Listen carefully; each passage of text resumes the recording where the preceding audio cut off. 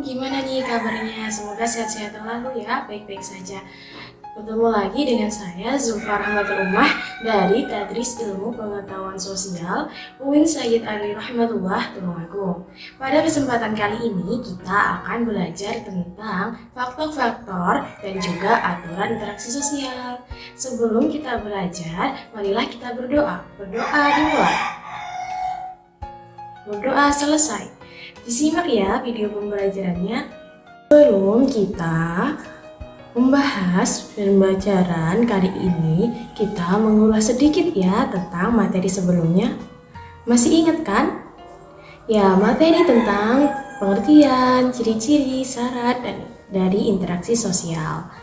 Pengertian interaksi sosial adalah hubungan antara manusia dengan manusia yang bersifat dinamis, memiliki timbal balik, berwujud aksi maupun reaksi. Ciri-ciri interaksi sosial harus dilakukan dua orang atau lebih, memiliki dimensi waktu, memiliki tujuan, dan juga simbol. Sedangkan syarat interaksi sosial ada dua, yaitu kontak sosial dan komunikasi. Nah, segitu aja ya kita mengulasnya. Nanti kalau kalian lupa bisa melihat video sebelumnya. Nah, pada kesempatan kali ini saya akan menjelaskan materi tentang faktor-faktor terjadinya interaksi sosial dan juga aturan terjadinya interaksi sosial.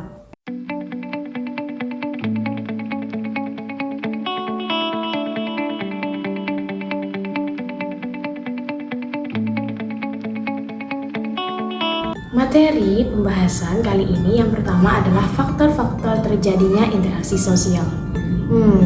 Kira-kira faktor apa saja ya yang mendorong terjadinya interaksi sosial itu? Nah, faktor yang mendorong terjadinya interaksi sosial dibagi menjadi 5 faktor. Mari kita bahas satu-satu ya. Faktor terjadinya interaksi sosial yang pertama yaitu imitasi. Pasti pernah dengar kan yang namanya imitasi? Sudah tahu apa belum imitasi itu apa? Imitasi adalah peniruan atau meniru sebagian. Meniru sebagian itu seperti apa? Contohnya ketika kamu menggemari salah satu artis, baik dalam negeri maupun luar negeri. Kamu akan meniru atau memiliki keinginan untuk meniru artis tersebut. Tetapi dalam peniruan yang kamu lakukan tidak meniru secara keseluruhan, melainkan sebagian, seperti gaya rambut, gaya berpakaian, maupun gaya berbicara. Dapat kita simpulkan ya, imitasi adalah meniru sebagian dan sementara. Nah, sementara di sini apa? Sementara yang dimaksud dalam imitasi adalah ketika kamu melakukan imitasi kepada orang lain, hal yang kamu lakukan hanya berjangka waktu pendek. Seperti kamu meniru gaya rambut nih. Gaya rambut yang kamu tiru hanya beberapa saat, bisa 1 minggu, bisa 1 bulan. Hal tersebut dikatakan sebagai imitasi. Faktor kedua dari pendorong terjadinya interaksi sosial adalah identifikasi. Apa ya perbedaan antara imitasi dengan identifikasi?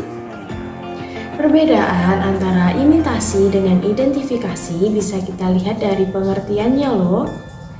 Imitasi adalah meniru sebagian, sedangkan identifikasi adalah dorongan untuk menjadi sama atau identik.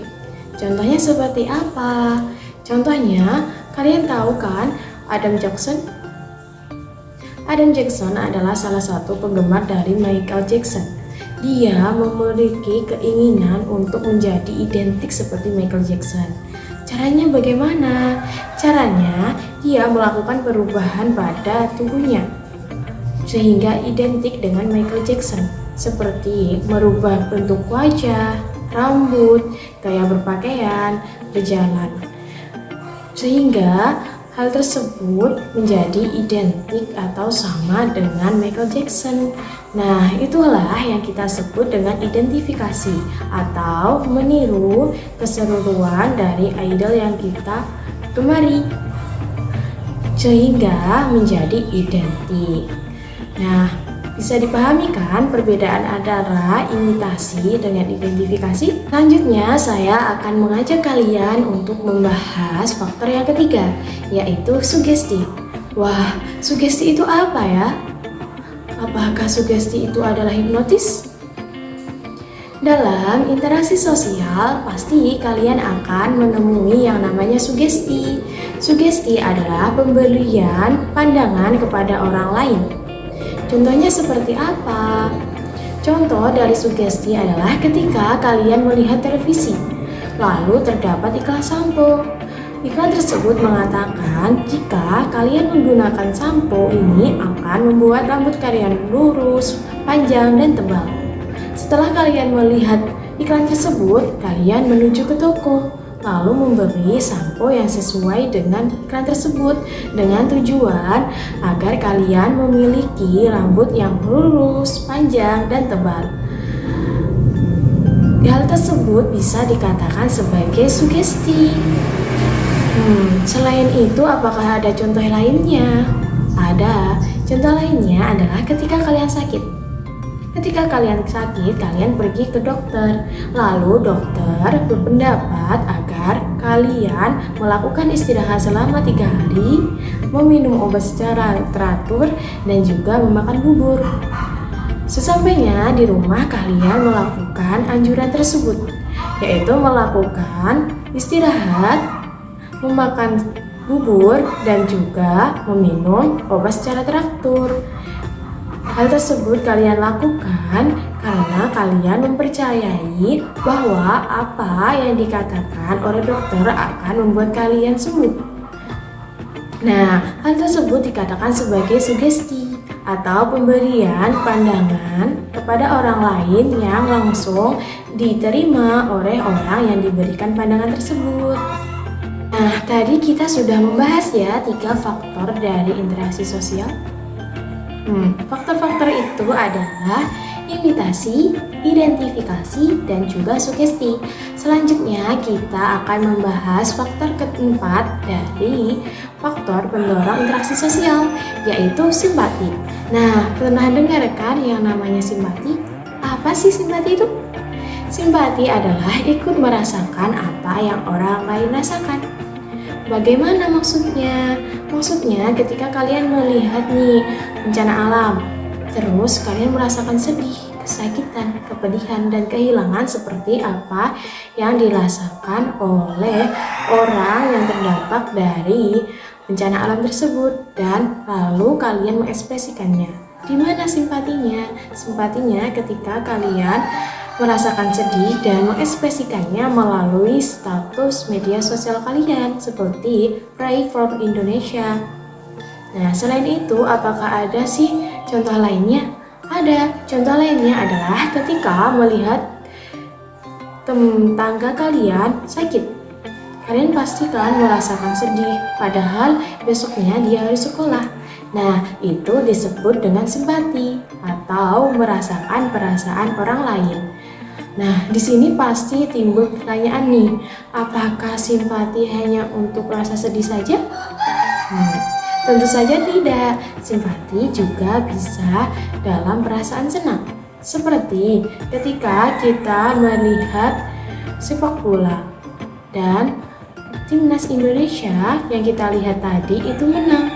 Kita ikut senang karena melihat timnas kita menang. Nah, setelah itu kita mengekspresikannya melalui mengunggah foto timnas atau mengucapkan selamat kepada timnas. Nah, hal tersebut disebut simpati. Nah, perlu kalian ingat, simpati tadi adalah ikut merasakan apa yang orang lain rasakan. Faktor pendorong terjadinya interaksi sosial yang terakhir yaitu empati. Empati merupakan kelanjutan dari simpati.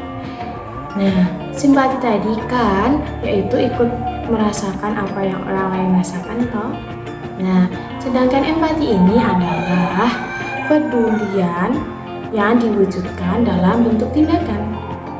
Nah, dari sini terdapat kata kunci yaitu tindakan. Contohnya seperti apa? Contohnya ketika kalian melihat berita bencana alam di televisi. Kan simpatinya tadi sudah ya, yaitu merasakan kesedihan, kepedihan. Sedangkan empatinya yaitu kalian mengajak teman-teman kalian untuk mengumpulkan donasi guna membantu korban bencana. Atau kalian mengajak teman-teman kalian membawakan kebutuhan yang diperlukan oleh korban bencana tersebut. Nah, sudah jelas kan apa saja sih faktor-faktor pendorong terjadinya interaksi sosial? Nah, mari kita sebutkan satu persatu ya secara bersama-sama. Yang pertama yaitu empati atau meniru sebagian. Yang kedua, identifikasi atau melakukan peniruan secara keseluruhan sehingga identik. Yang ketiga yaitu sugesti atau memberikan pandangan kepada orang lain. Yang keempat, simpati atau ikut merasakan perasaan orang lain. Dan yang terakhir atau kelima yaitu empati, mewujudkan kepedulian dalam tindakan yang nyata. Materi yang terakhir pada pertemuan hari ini yaitu aturan dalam interaksi sosial. Berlangsungnya interaksi sosial dalam masyarakat memerlukan aturan yang mengatur tentang perilaku manusia dalam berinteraksi sosial.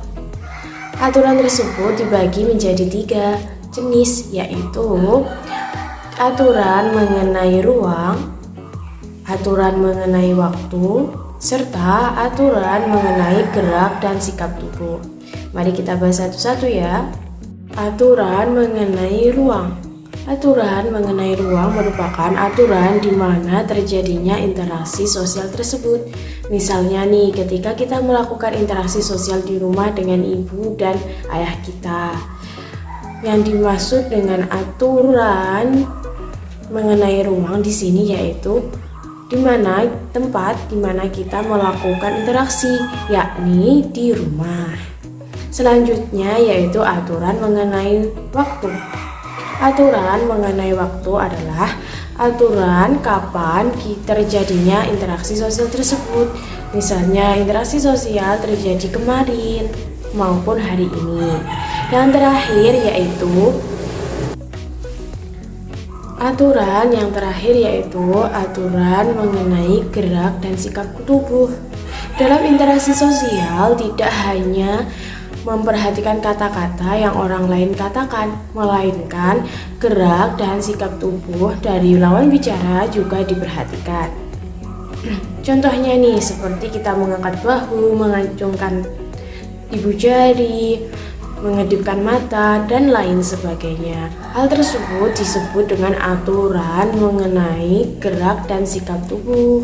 Nah, gimana nih? Mudah kan dipahami materinya tentang faktor dan aturan perilaku manusia dalam berinteraksi sosial? Nah, yang perlu kalian ingat, dalam interaksi sosial pasti ada nih yang namanya faktor pendorong dan juga aturan yang mengatur perilaku manusia dalam berinteraksi. Faktor pendorong terjadinya interaksi sosial antara lain yaitu imitasi, identifikasi, sugesti, simpati, dan juga empati. Sedangkan aturan yang mengatur perilaku manusia dalam interaksi sosial dibagi menjadi 3 jenis, yaitu mengenai ruang, mengenai waktu, dan juga mengenai gerak dan sikap tubuh. Sekian ya video pembelajaran kita hari ini. Semoga apa yang kita pelajari hari ini mendapatkan ilmu yang bermanfaat, menambah wawasan kalian mengenai faktor dan juga aturan interaksi sosial. Sekian, terima kasih. Wassalamualaikum warahmatullahi wabarakatuh.